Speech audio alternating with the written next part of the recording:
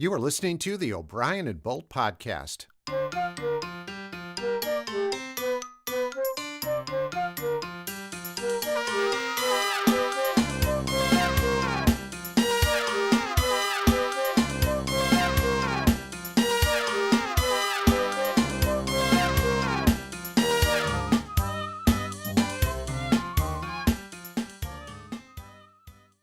On the phone right now, I have a very special guest, Mr. Millard Scott. Millard, are you there?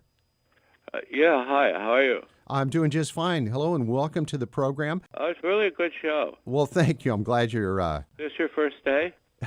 No, I try to make every day feel like the first day, to keep it fresh every day. Uh-huh. Thank you for noticing that. That's really good. Now, Millard Scott, you are connected to one of the lesser-known presidents, William Henry Harrison. Is that correct? Yeah, he was born on February 9th, and I think he's included in the President's Day celebrations, but nobody knows much about him because he died just a month into his presidency. You know, he was the first president to die in office. So, really? And my great-great-great-great-grandfather was his speechwriter. Oh, really? And he had the longest speech ever, inauguration speech in the history of inauguration speeches, and it lasted almost 2 hours, and it was really cold that day. Oh. And he didn't wear a jacket or a hat or anything because he was kind of a big tough guy, not so tough, and I guess not. he caught a cold. And then he went to an inaugural ball. I don't know if he even had a shirt on, but then he caught a cold, and then he died pretty quickly. And they didn't know what to do, because no one ever died in office before, so they didn't know who to put up there. And so they just picked, I guess, his vice president, little Johnny Tyler. Really? So this is something I have forgotten about history. So he had the longest... Well, you weren't. Neither of us were alive then. Oh, no. Now, what year was he president? I think it was like 1841, I think. Okay. So he was the 9th president of the United States, and he was born on February 9th, which is weird.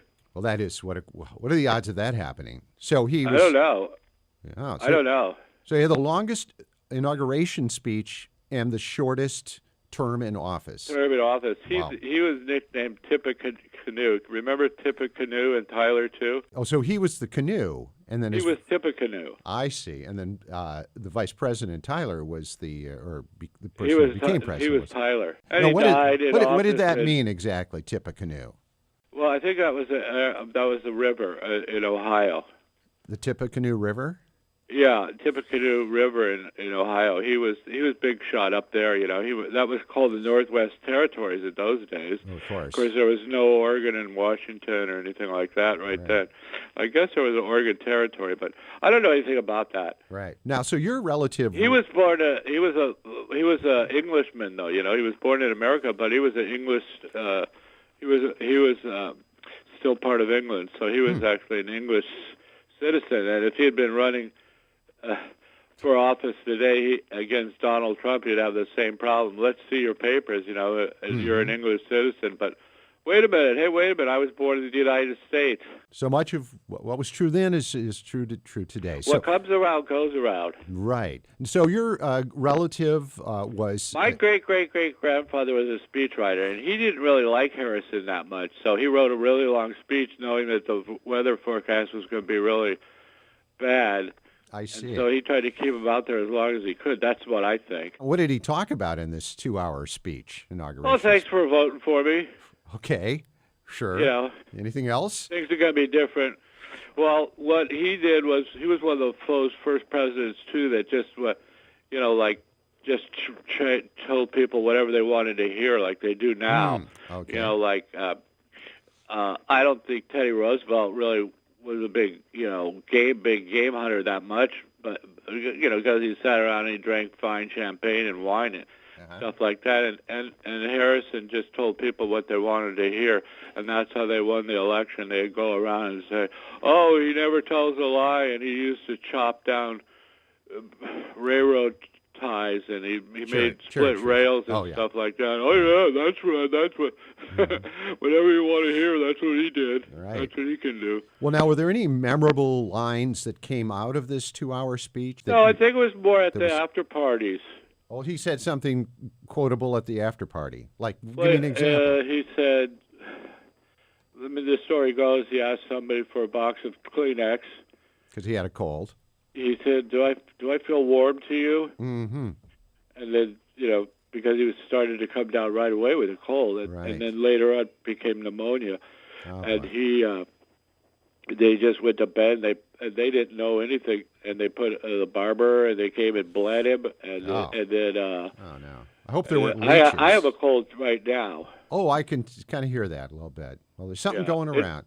There's something going around. Well, thank you, Millard Scott, for coming on and telling us about the 9th President of the United States, William Henry Harrison. And Then yes. after that, there was a There's 10th more. president. There was a 10th president was right after him, Little Johnny Tyler. Little Johnny Tyler. And how did he get the nickname Little Johnny Tyler? Was it because he was young, or was he small, or was he huge, and they just called him? He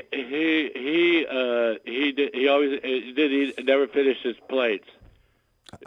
So he always said, I'll just have a little of this and a little of that. That's my understanding. This is So fascinating. I don't know how, but the nickname just stuck. You You think want he- a little Johnny Tyler? Well, You just want a little Johnny Tyler? And Okay. he said, yeah, just a little. All right.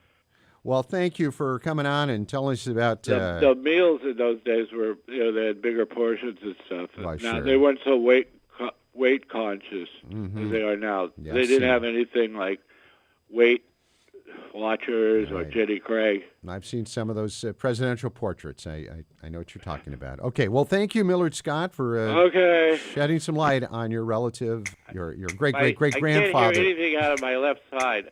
Let me switch over. All right. Feel better. Thank you. Thank you so much for. Hello? Thank you for stopping by.